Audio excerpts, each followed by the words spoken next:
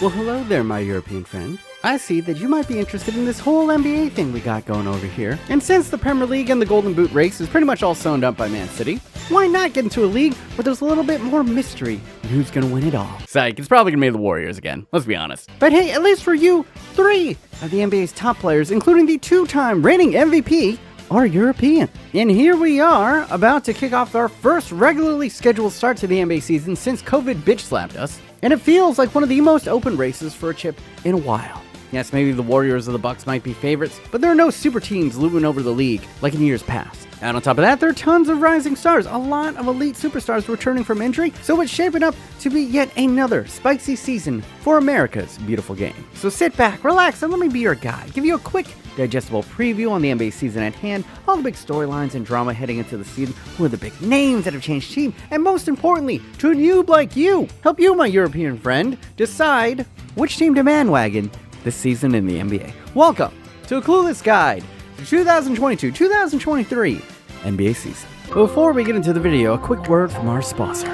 Thanks to Raid Shadow Legends for sponsoring this video. Now come, join me in the first game to bring a true console level experience to your phone. They've set the bar so high, there's no going back. With hundreds of artifacts to equip and over 600 champions blessed with unique skills, you can build your team, develop your champions, and raid your way. I'm playing Raid for a while now, and I've been loving using the champions Venus and Skyle of the Drakes. There's just something about these legendary champions that keeps me coming back for more. Especially Venus with her big, voluptuous, powerful AoE debuffs. Her big ol' AoE debuffs work wonders against her enemies, making her a god tier champion for the Spider Den and the Doom Tower bosses. And if that wasn't enough, Raid has released a new superpowered version of everyone's favorite champion, Death Knight, aka Ultimate Death Knight. And the best part about this, he's completely free. Just log in and play Raid for 7 days between now and October 27th, and you'll add Ultimate Death Knight to your collection for free. And if you use the promo code DKRISES, you'll receive a bunch of free items to level up your newest champion all the way up to 5-star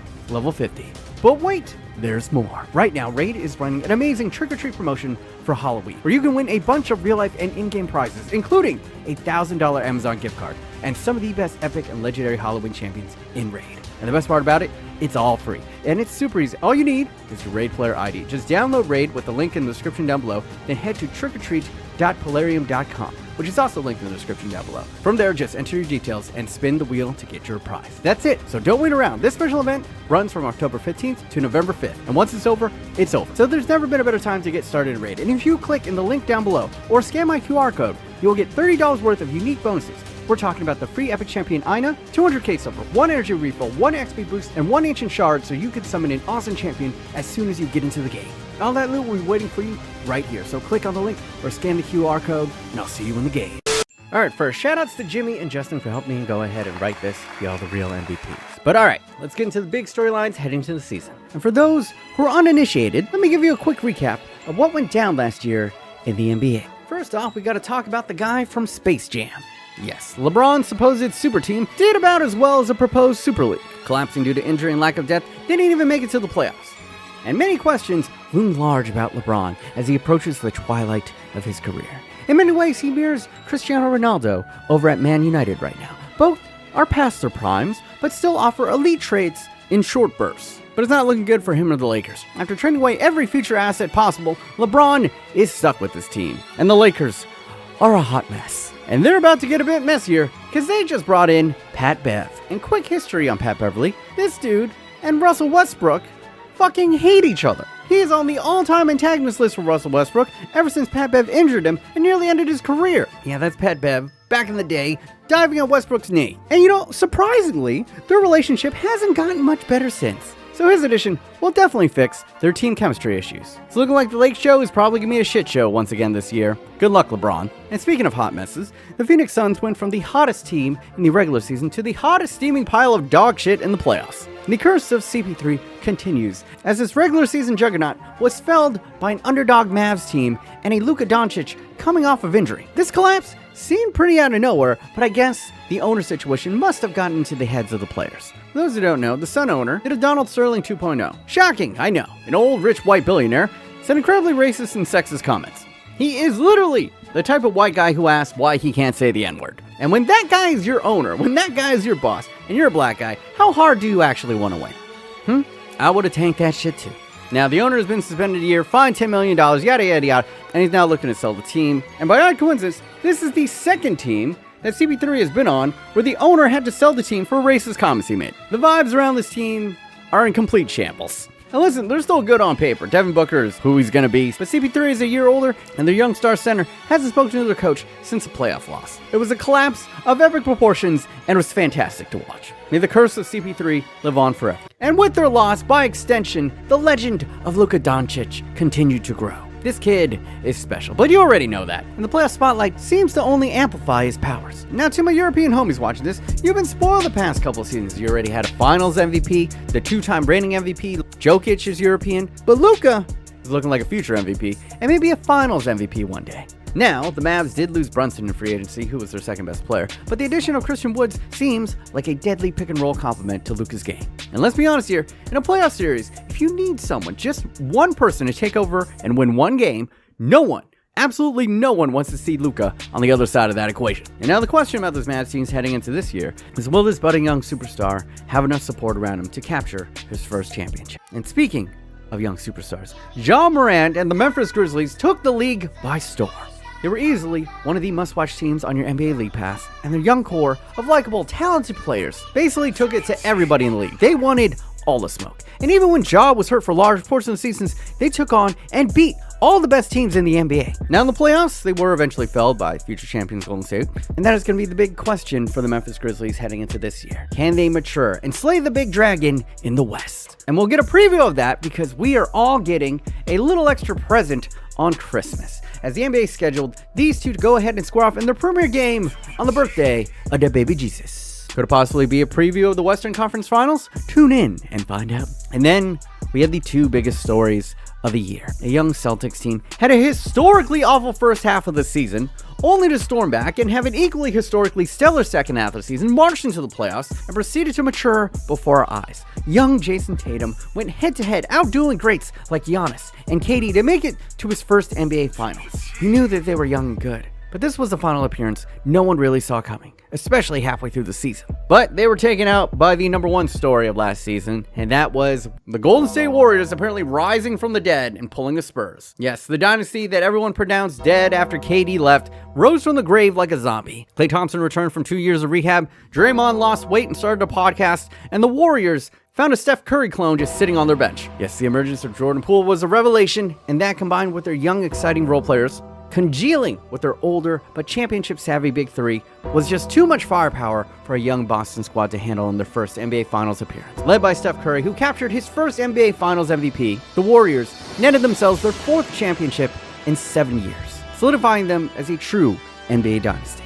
But all that is history now. The new season is upon us, and we all go again. And well, before Draymond punched Jordan Poole in the face, the biggest story in the NBA was the Boston Celtics suspending their coach, Udoka, for a year. And this wasn't the league suspending Udoka. This was the Celtics organization that did it themselves. And the reason for this is apparently he had a consensual relationship with a Celtics employee. And this is a big deal because Udoka, who led the Celtics to an improbable finals appearance, also has long been engaged to the sexy and talented Nia Long. Now, not all the details are out just yet, but he is by far not the first NBA coach to have an affair, which makes this seem, I don't know, a little bit off. Like most organizations would try to sweep this under the rug. And let's be honest here, Boston fans are no Puritans. If anything, they're asking what's the big deal? So the theory is, whatever hasn't been disclosed is probably so heinous that the Celtics had no choice but to get ahead of this. And all I know is, it's gonna be juicy. And how did TMZ not find out these details first? Like, they got the leaked video of Draymond punching Jordan Poole, but they couldn't get the details on this? Come on, TMZ. Step your game up. I guess the other big story at the end of last season was yet another saga involving KD and Kyrie.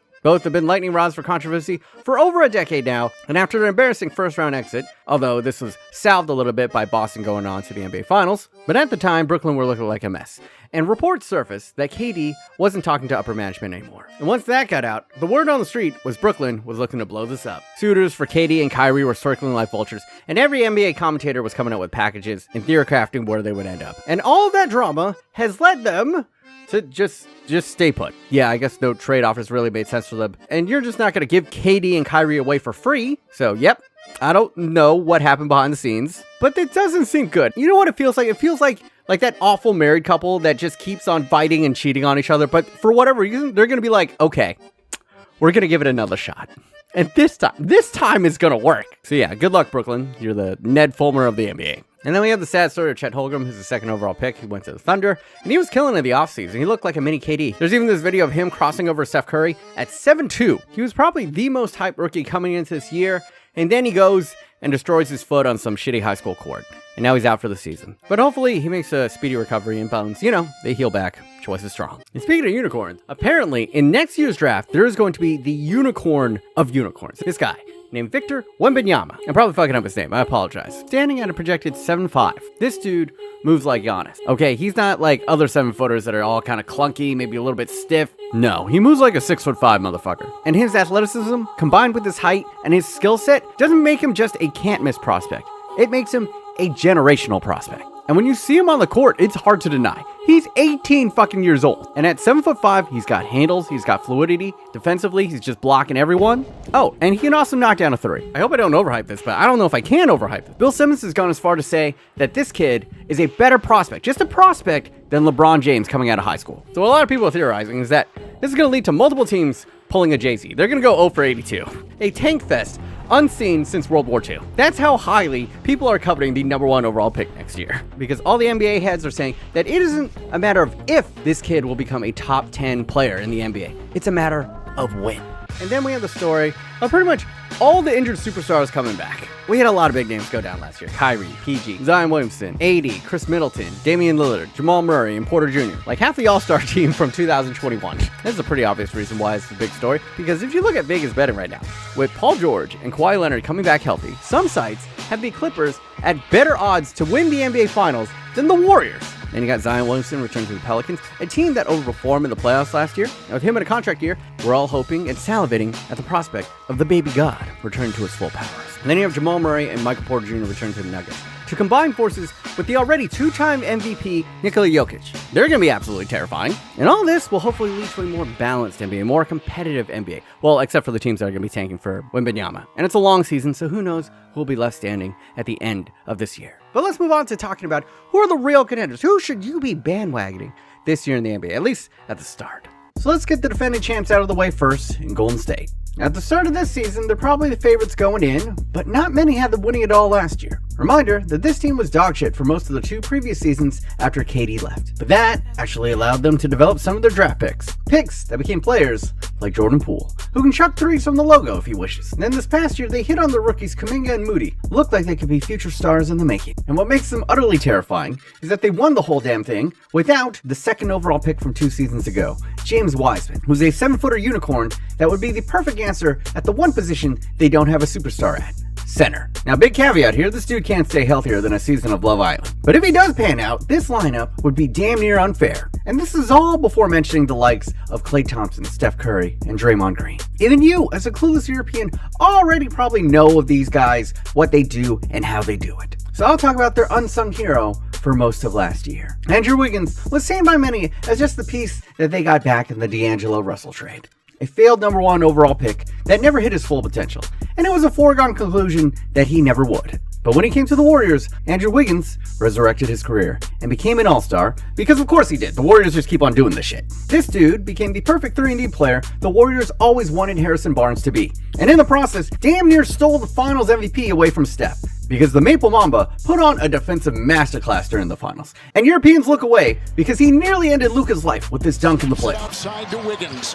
Goes by drops the sledgehammer! This team might legit have 5 different All-Stars on its roster. And a couple future All-Stars developing on their bench. And in all honesty, I have no idea how the Warriors can keep on paying all these guys. Well, actually I do know. It's because the luxury cap spending on this team has reached literal unheard of heights. It's good to have tech money, bro. And if everyone can stay healthy, it's scary to think that they might just be even better than they were a season ago. And just as I finished writing this, a video surfaced of Draymond Green punching and seemingly knocking out Jordan Poole. Yeah, definitely trouble in paradise here. It's one thing for this to happen behind closed doors, but for the video to leak out, it's way worse, let's be honest. NBA Twitter is not going to let Jordan Poole let this down. Anytime this season this guy has a bad game, the Warriors lose, the memes are just going to be Draymond in the locker room, picture. Draymond after the game, picture. And it just looks so much worse because Draymond is an actually good fighter, apparently. Like, you see NBA fights all the time, nobody lands a good punch. But Draymond hits him with the Superman punch like it's the fucking UFC, and we gotta question Jordan Poole's chin for the rest of his career. This is a weird time in the NBA. Now, Draymond has apologized profusely, saying that he's failed as a man, as a leader, like, no shit. And he's also stepping away for the Warriors for a while, but it was only for a couple days. So who knows how this affects him over the course of the season, but I think this thing will probably blow over. Because it's the NBA, there's another big controversy right around the corner. And if they start winning, it's gonna cure a lot of things. But when Draymond Green's contract comes up, yeah, he might be the one getting knocked out of the bank. But until then, I think this team has good enough structure, leadership, and culture to go ahead and hold it together for this season. And if this incident cuts Draymond Green's career short, I think he's got a future career in the UFC, man. The power, the accuracy. Maybe he's just in the wrong sport. Next up, we got Boston. And before Udoka got caught with his dick in the cookie jar, they were probably the team to beat in the East. The defense they showcased in the second half of the season was historically smothering. Jason Tatum became a true superstar before disappearing in the finals after Game 1. But if he can do what he did over the second half of the season, over the course of a full season, he might goddamn be the MVP this year. And then they went and added a steady point guard. They call him the president because of his interviews. And he is a part of the 50-40-90 club.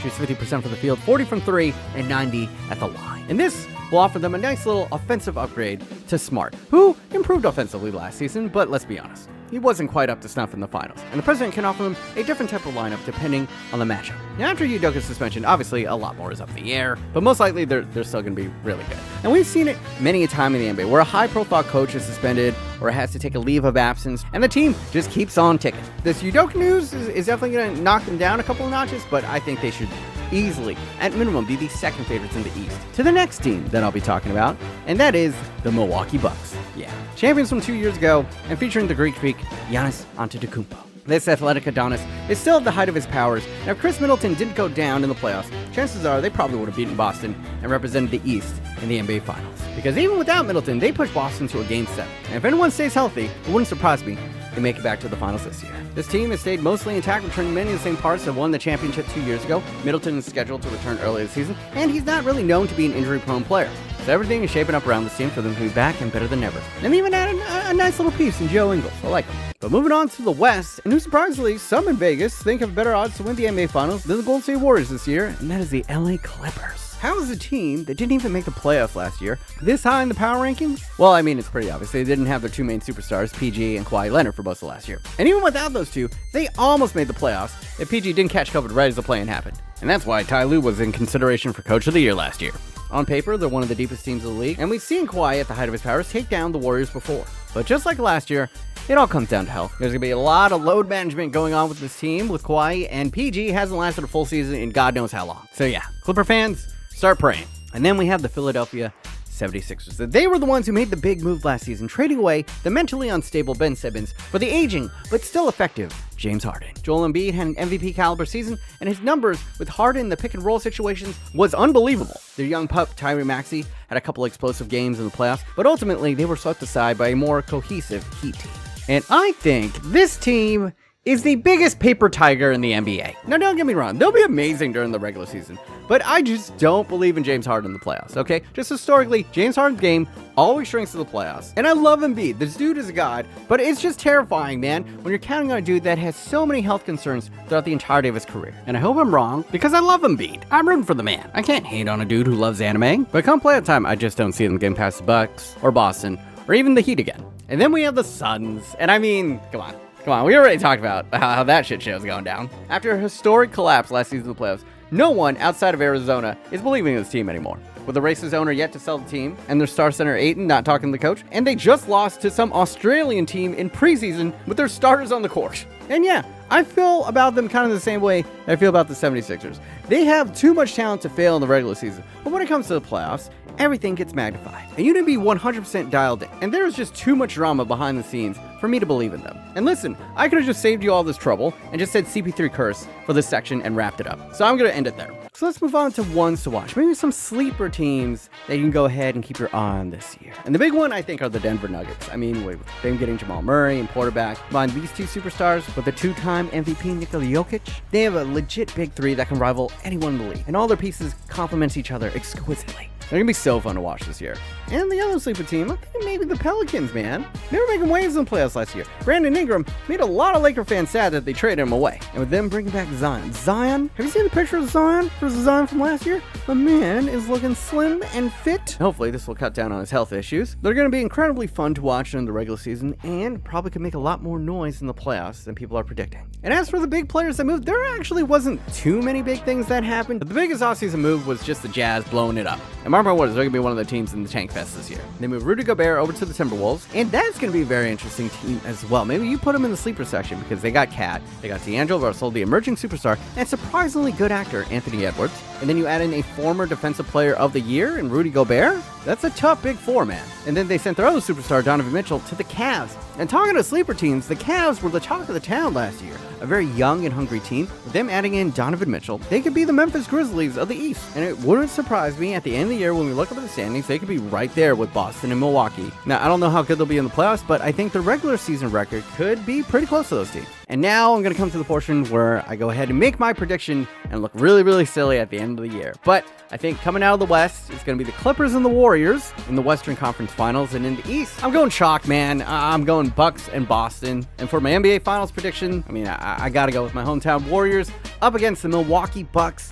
But here's the shocker. I think the Bucks are going to take it this year. Yeah, I'm not that much of a homer. Just something in it. Maybe the Draymond punch affects his team chemistry a little bit. And it's not like this Warrior team is the healthiest. They got a lot of miles on that tread. And if they go once again to another finals, I don't know if those older bodies can hold up. So yeah, that is going to be my NBA prediction. Bucks over Warriors in 6. And then it's pretty much going to be my guide to the opening of the NBA season. And here's the thing, guys, that a lot of NBA fans aren't going to really tell you. For the first half of the season, just enjoy it. Just tune in to a couple of the big games, a couple of the fun matchups, players that you like, because the NBA season really doesn't start until after the All-Star break. And you could just look at Boston last year. At the halfway point, they were historically awful. And then after the All-Star break, they were the best team in the NBA. So you just never know, man. You just need to get into the playoffs and get hot, and you just win it all. So with that said, I'll probably hop back in after the All-Star break and give you a mid-season update. But until then, go ahead and enjoy the season, guys. Oh, hello again. It's your number one Fat Asian. Just want to say thank you guys for watching. If you did enjoy, go ahead, leave a like,